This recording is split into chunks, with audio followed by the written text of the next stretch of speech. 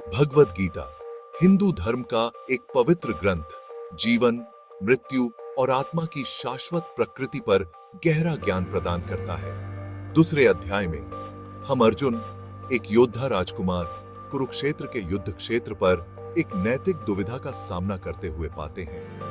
अपने ही परिजनों से लड़ने की संभावना से अभिभूत अर्जुन निराशा के आगे घुटने टेक देता है। यह उस महत्वपूर्ण क्षण पर है कि भगवान कृष्ण अर्जुन के सारथी और दिव्य मार्गदर्शक अपने शिष्य की पीड़ा को कम करने के लिए कालातीत ज्ञान प्रदान करते हैं। इस अध्याय के श्लोक 11 से 20 विशेष रूप से प्रदीप्त करने वाले हैं, जो भौतिक शरीर की नश्वरता और आत्मा की शाश्वत प्रकृति पर प्रकाश डालते हैं।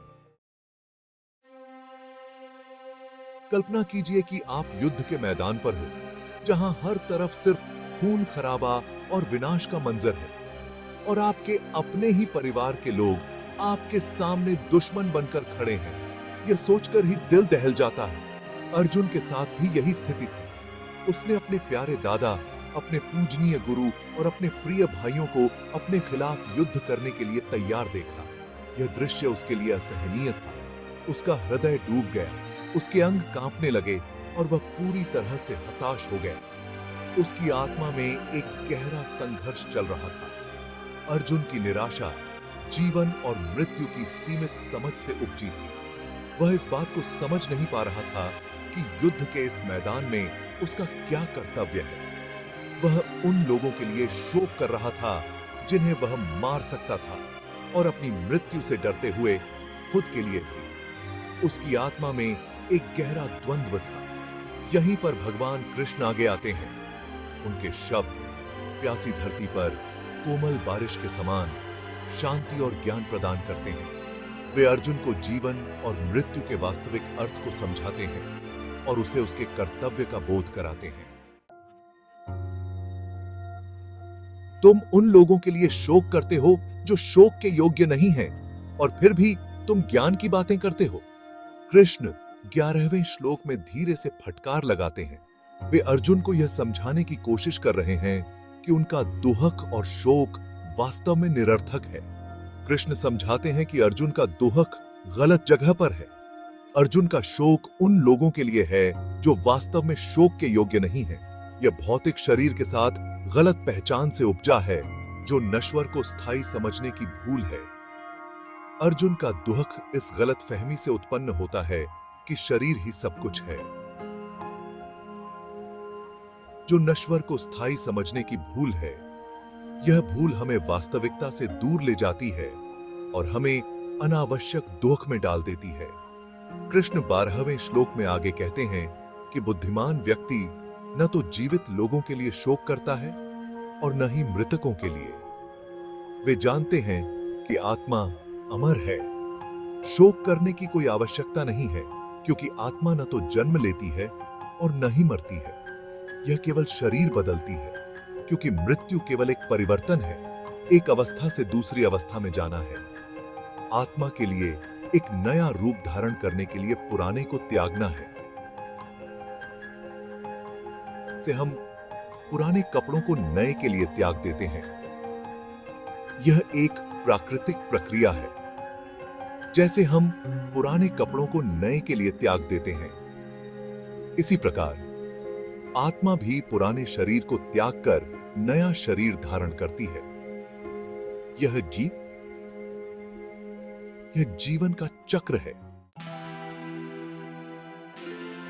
13वें से 16वें श्लोक में भगवान कृष्ण आत्मा की अविनाशिता के गहन सत्य का अनावरण करते हैं। वह बताते हैं कि आत्मा न कभी पैदा होती है, न कभी मरती है। आत्मा शाश्वत, अपरिवर्तनशील और भौतिक जगत के उतार चढ़ाव से अप्रभावित है। जैसे सोना भट्टी की गर्मी से अप्रभावित रहता है, वैसे ही आत्मा जीवन और मृत्यु की आग से अछूती रहती है। न तो इसे हथियार काट सकते हैं, न आग जला सकती है, न पानी इसे गीला कर सकता है, और न ही हवा इसे सुखा सकती है। यह हमारी इंद्रियों की सीमा से परे है, फिर भी यह हमारे अस्तित्व का सार है। भाग 5 आत्मा की यात्रा श्लोक 17 से 18। यह अध्याय हमें आत्मा की अनंत यात्रा के बारे में गहराई से समझाता है।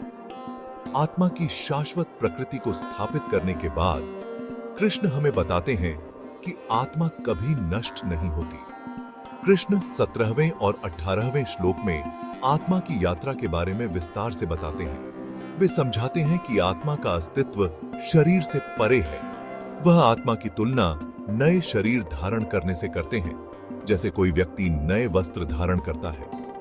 यह एक निरंतर प्रक्रिया है। जैसे कोई व्यक्ति नए वस्त्र धारण करता है, वैसे ही आत्मा भी नए शरीर धारण करती है। यह प्रक्रिया जीवन के चक्र का हिस्सा है। जन्म, मृत्यु और पुनर्जन्म का यह चक्र तब तक चलता रहता है जब तक कि आत्मा को मुक्ति नहीं मिल जाती। यह चक्र अनंत है और आत्मा की यात्रा को दर्शाता है। जब तक कि आत्मा को मुक्ति नहीं मिल जाती, आत्मा इस चक्र में बंधी रहती है। मुक्ति ही आत्मा का अंतिम लक्ष्य है। पुनर्जन्म के रूप में जानी जाने वाली यह अवधारणा हिंदू धर्म का एक मूल सिद्धांत है। यह सिद्धांत हमें जीवन के गहरे अर्थ को समझने में मदद करता है। यह एक धार्मिक जीवन जीने के महत्व को रेखांकित करता है, क्योंकि इस जीवन में हमारे कार्य हमारे भविष्य के जन्मों के पाठ्यक्रम को आकार देते हैं। हमारे कर्म ही हमारे भविष्य का निर्माण करते हैं, क्योंकि इस जीवन में हमारे कार्य हमारे भविष्य के जन्मों के पाठ्यक्रम को आकार देते हैं। अच्छे कर्म और धार्मिक जीवन ही हमें मुक्ति की ओर ले जाते हैं।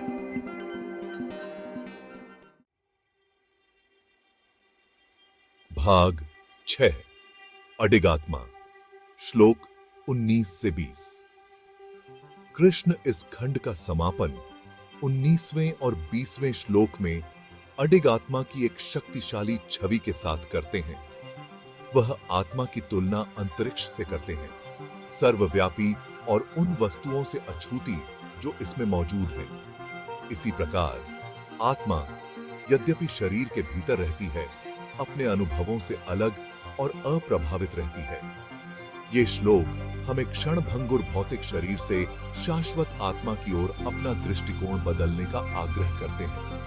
अपनी वास्तविक प्रकृति को शाश्वत प्राणी के रूप में पहचानकर हम भय, शोक और मोह से परे उठ सकते हैं और उद्देश्य और अर्थ से भरपूर जीवन जी सकते हैं। भाग 7 कार्यवाही हेतु आह्वान। अर्जुन की दुविधा हमारे अपने मानवीय अनुभवों के साथ प्रतिध्वनित होती है। हम भी संदेह, भय और निराशा के क्षणों का सामना करते हैं। भगवद गीता की शिक्षाएं हमें इस अंधकार से बाहर निकलने का मार्ग प्रदान करती हैं, हमें ज्ञान और समझ के प्रकाश की ओर ले जाती हैं। आत्मा की शाश्वत प्रकृति को पहचानकर हम जीवन की चुनौतियों का सामना साहस और स्पष्टता के साथ कर सकते हैं। हम कर्तव्य की भावना से कार्य कर सकते हैं, यह जानते हुए कि हमारा वास्तविक स्व हमारे कार्यों के परिणामों से अछूता है। भाग 8 निष्कर्ष। भगवद गीता के दूसरे अध्याय के श्लोक 11 से 20 आत्मा, जीवन और मृत्यु की प्रकृति में गहन अंतर्दृष्टि प्रदान करते हैं।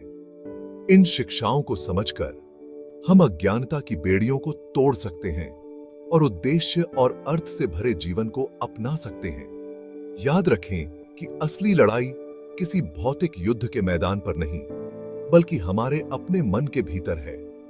भय, मोह और निराशा के अपने आंतरिक राक्षसों पर विजय प्राप्त करके हम जीवन के खेल में विजयी हो सकते हैं।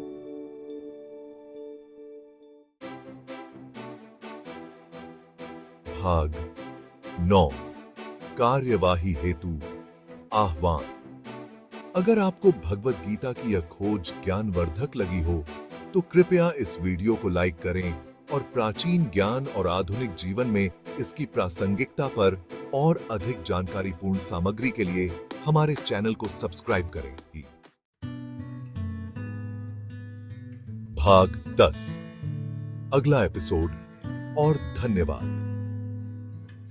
अपने अगले एपिसोड में हम दूसरे अध्याय पर गहराई से विचार करेंगे। निस्वार्थ कर्म की अवधारणा और मुक्ति प्राप्त करने में इसके महत्व की 5 स्टेटें एक्सप्लोरेशन करेंगे। बने रहें और आध्यात्मिक खोज की इस यात्रा में हमारे साथ जुड़ने के लिए धन्यवाद।